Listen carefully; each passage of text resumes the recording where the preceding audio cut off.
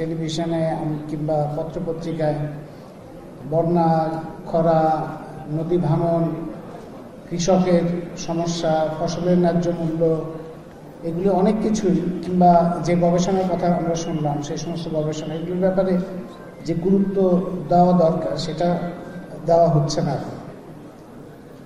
কৃষক নিয়ে গুরুত্বটা ছিল একসময়, 80 দশক পর্যন্ত আমরা দেখেছি যে আর্লি 80s পর্যন্ত বাংলাদেশে গবেষণা প্রতিষ্ঠান যেগুলো ছিল তারাও কৃষক, কৃষি কাঠামো এগুলো নিয়ে যথেষ্ট গুরুত্ব দিত, কিন্তু এরপরে এটা কমে যায়। এখন কমে যাওয়ার সত্ত্বেও আমাদের কিছু কিছু খবর তো অবশ্যই সামনে আনা দরকার। যেমন আজকে এই আলোচনার মধ্যে আমার কাছে মনে হয় যে দুটো খবর বিশেষভাবে বলা দরকার। একটা খবর হচ্ছে গত কয়েক মাসের মধ্যে, জানুয়ারি থেকে এপ্রিল, এই কয়েক মাসের মধ্যে যে কয়েকটা খবর পাওয়া গেছে, প্রায় 13 জন কৃষক আত্মহত্যা করেছেন।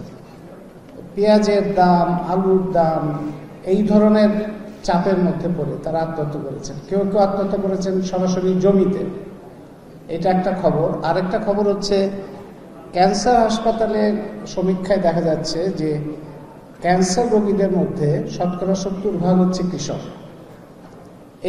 এটাও খুব, আমি মনে করি, খুব গুরুত্ব দাবি করে যে কেন কৃষকরাই বেশিরভাগ ক্যান্সার রোগীতে পরিণত হচ্ছে। এখন আমরা কাণ্ডজ্ঞান থেকে বুঝি, কিংবা যারা গবেষণা করেন তারাও নিশ্চয়ই একমত হবেন যে এর সাথে কৃষি যেভাবে গঠিত হচ্ছে, কৃষি উৎপাদন যেভাবে হচ্ছে, যে ধরনের উপকরণ ব্যবহার হচ্ছে বাছবিচারহীনভাবে, সেগুলির সাথে এই কৃষকের এই সমস্যা সম্পর্কিত। তার মানে ন্যায্য মূল্য একদিকে, আরেকদিকে তার নিজেরই জীবন সংখ্যা, এই দুটোই একসাথে চলছে। একদিকে ন্যায্য মূল্য পাওয়া যাচ্ছে না, আবার অন্যদিকে তার জীবনী শক্তি বা জীবন সেটাও বিপন্ন।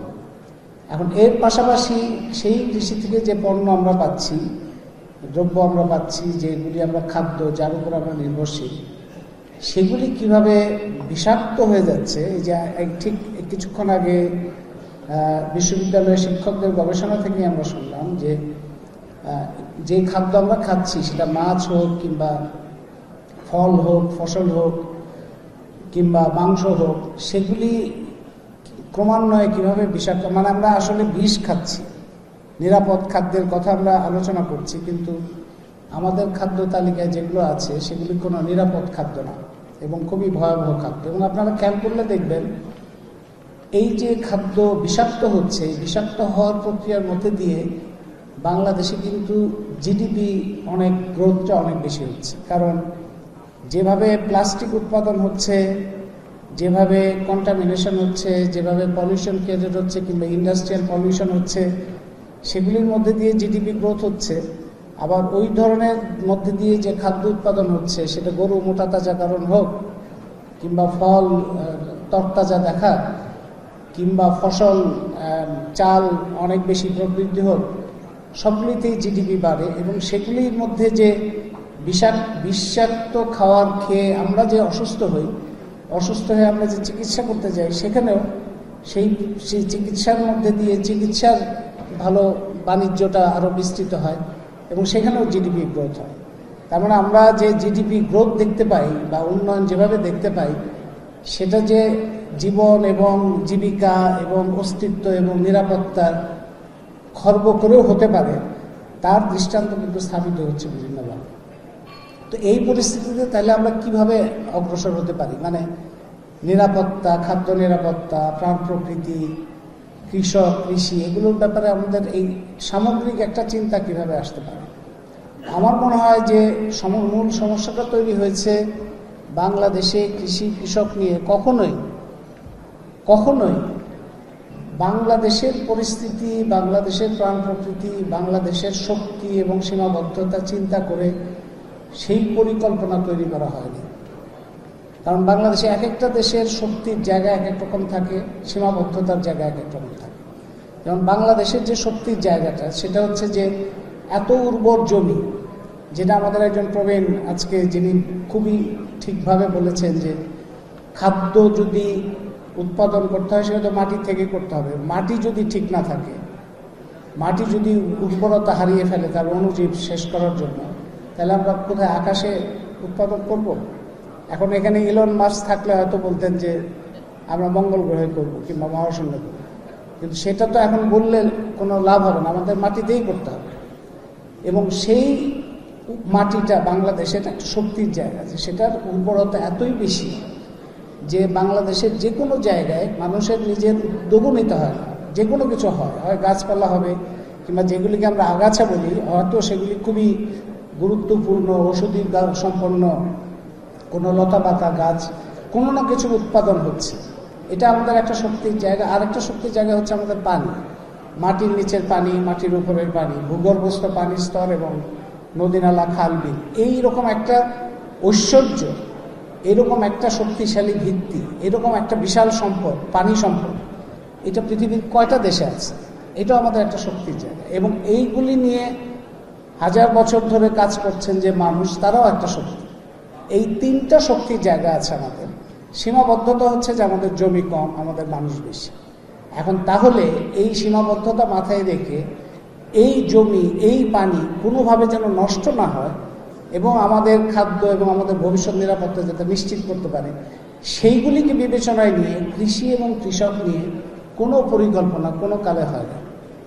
পাকিস্তান আমলে বিশ্বব্যাংক বাংলাদেশের কৃষি নিয়ে অনেক ভলিউম তৈরি করেছিল এবং তারা সবুজ বিপ্লব দিল। এবং সবুজ বিপ্লব একটা প্যাকেজ, আপনারা শুনেছেন এর আগে যে প্যাকেজ, সেখানে বীজ, উফশি উচ্চ ফলনশীল বীজ, তার সাথে রাসায়নিক সার, তার সাথে যান্ত্রিক সেচ এবং তার সাথে কীটনাশক, এই চারটার যে প্যাকেজ সবুজ বিপ্লব এলো, তার কনসিকুয়েন্স কি, পরিণতি কি, তার ফলাফল কি হবে, তার জন্য কি মূল্য আমাদের দিতে হবে কিংবা দিতে হয়েছে, সেটা নিয়ে কোনো গবেষণা এখন পর্যন্ত হয়নি। আমাদের একজন বক্তা, আজকের প্যানেলের বক্তা বলেছেন যে বাংলাদেশে R&D খুব কম।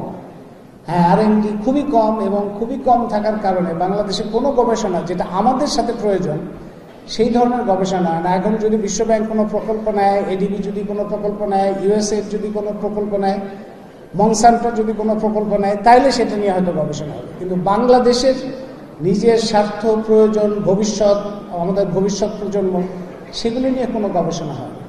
তো না হওয়ার ফলে যেটা হয়েছে, এই যে যা কিছু সেখান থেকে পরিকল্পনা, সেখান থেকে সবুজ বিপ্লবের কনসিকুয়েন্স, সেই কস্ট অ্যান্ড বেনিফিট অ্যানালিসিস এখনো হয়নি।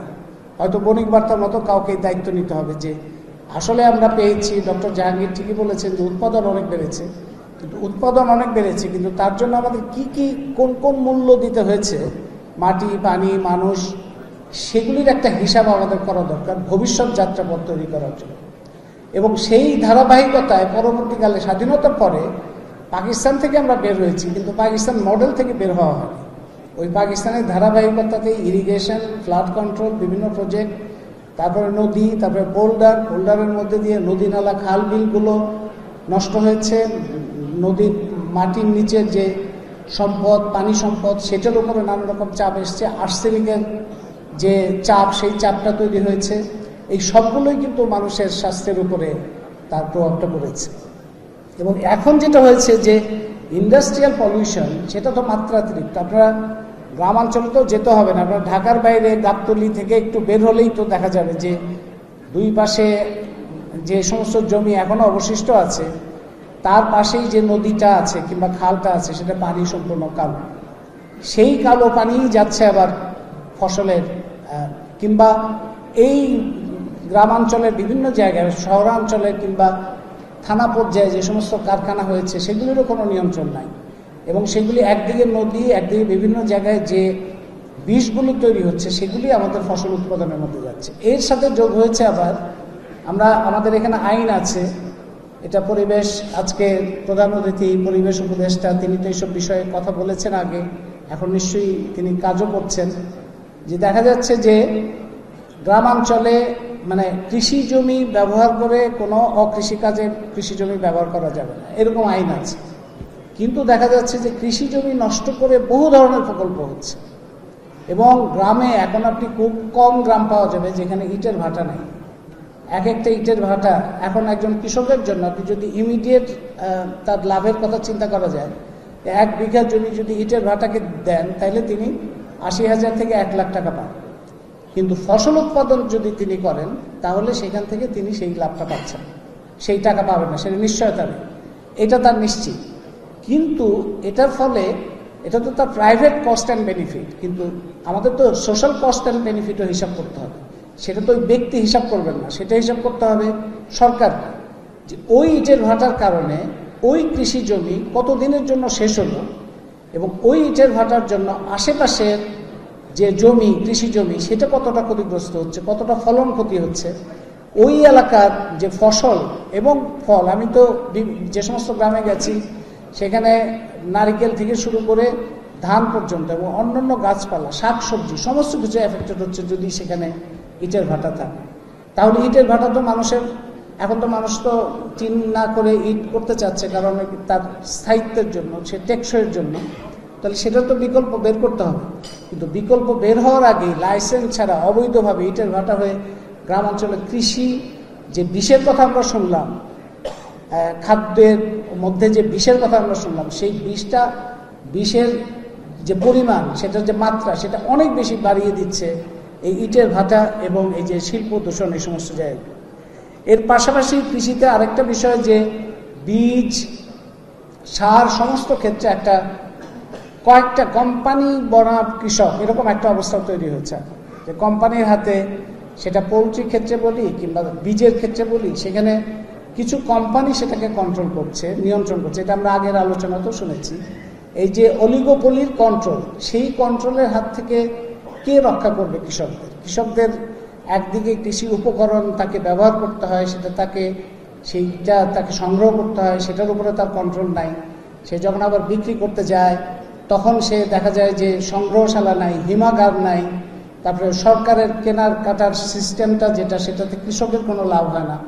তো সরকার কিনছে মিল মালিকদের কাছ থেকে, আর কৃষক বিক্রি করতে পারছে না, কৃষক আটকে যাচ্ছে, সে ফসলের ন্যায্য মূল্য পাচ্ছে না। এই যে জটিলতা, এই জটিলতার মধ্যে সে আছে, এবং পাশাপাশি তার এই উপকরণগুলো এবং অন্যান্য জিনিসগুলোর যে নিরাপত্তা, সেই নিরাপত্তার ক্ষেত্রে কোম্পানি তার একটা প্রতিদ্বন্দ্বী, প্রতিপক্ষ হয়ে দাঁড়াচ্ছে। তো গ্রামাঞ্চলে এই কৃষি বাণিজ্য, কৃষিকে কেন্দ্র করে বাণিজ্যের একটা ব্যাপক সম্প্রসারণ হয়েছে। অনেক কোম্পানি এবং বহুজাতিক কোম্পানি এবং দেশের মধ্যে কতিপয় কোম্পানি, তাদের একটা নিয়ন্ত্রণ, সেটা কৃষকের জন্য যে একটা নাজুক পরিস্থিতি তৈরি করেছে।